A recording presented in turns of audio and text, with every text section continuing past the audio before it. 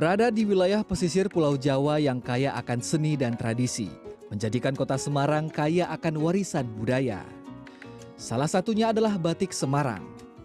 Dan di salah satu sudut kota Semarang, tepatnya di Kelurahan Rejomulyo, Kecamatan Semarang Timur, inilah yang masih eksis melestarikan batik.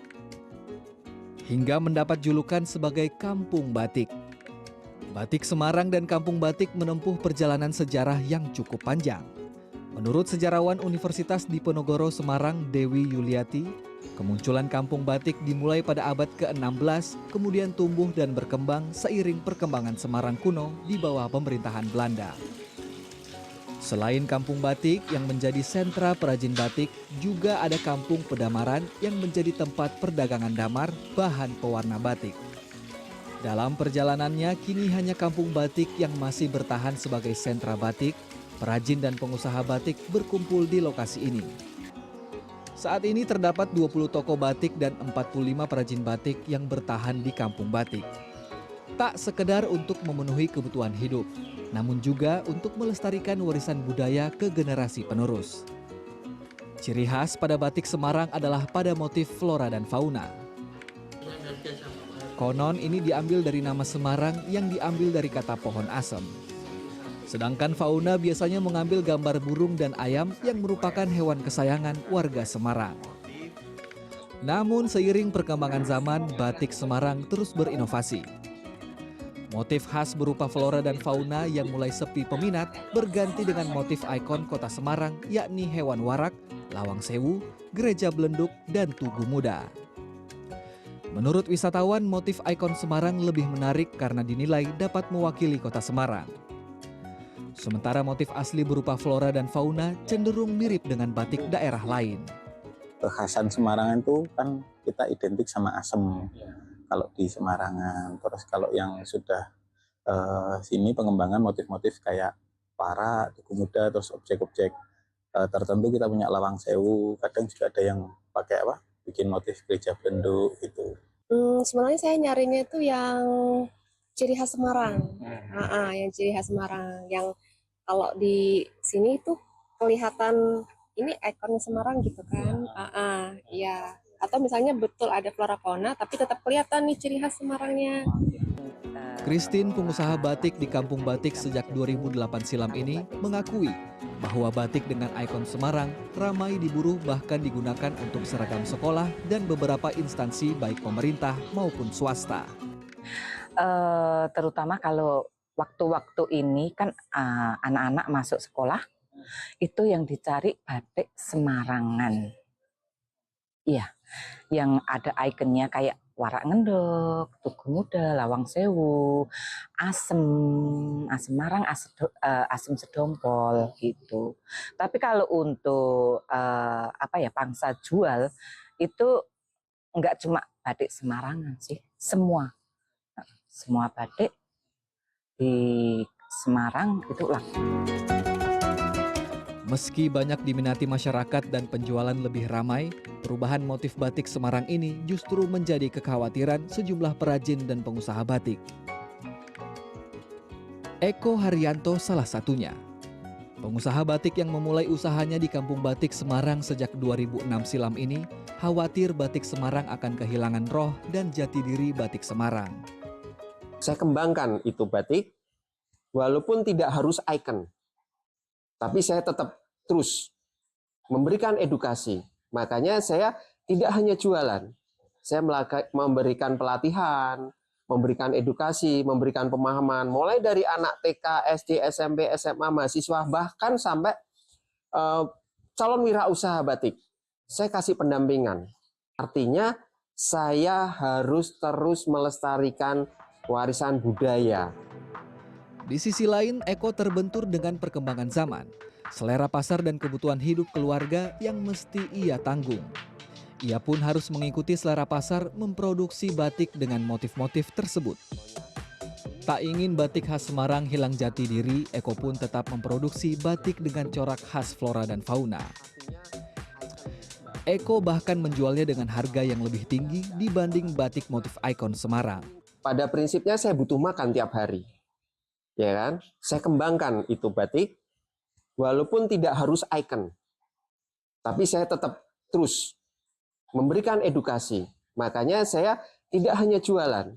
Saya memberikan pelatihan, memberikan edukasi, memberikan pemahaman. Mulai dari anak TK, SD, SMP, SMA, mahasiswa, bahkan sampai calon wirausaha batik.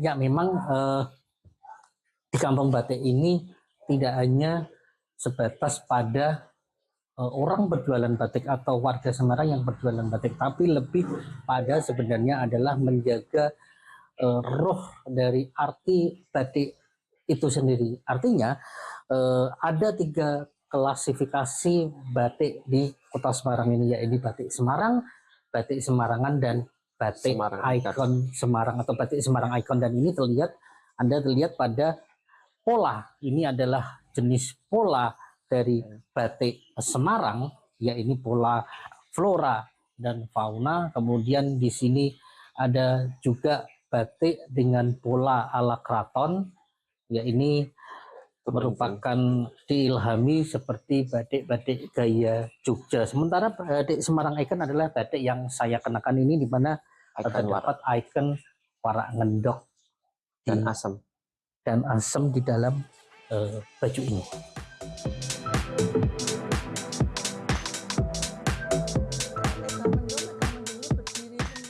Keprihatinan akan pergeseran motif batik khas Semarang juga disampaikan oleh Grace Wijaya Susanto, pengamat batik sekaligus pegiat seni budaya Kota Semarang. Meski tak bisa dihindari, Grace berharap pakem atau ciri khas utama batik Semarang tetap dipertahankan oleh perajin. Itu sih nggak apa-apa, asal sekali lagi kembali pakem-pakem utamanya dari masing-masing tempat itu dipertahankan. Ya, jadi kalau misalnya Salatiga itu selo batu, ya modern oke, tapi selonya jangan lupa, gitu ya. Terus kemudian kalau lasem, latohan, ya rumput laut, nah itu oke, nggak masalah, diperbarui gitu, tapi ada latohannya, jadi masih ada kekhasannya itu. Hal senada juga disampaikan oleh generasi muda pecinta batik.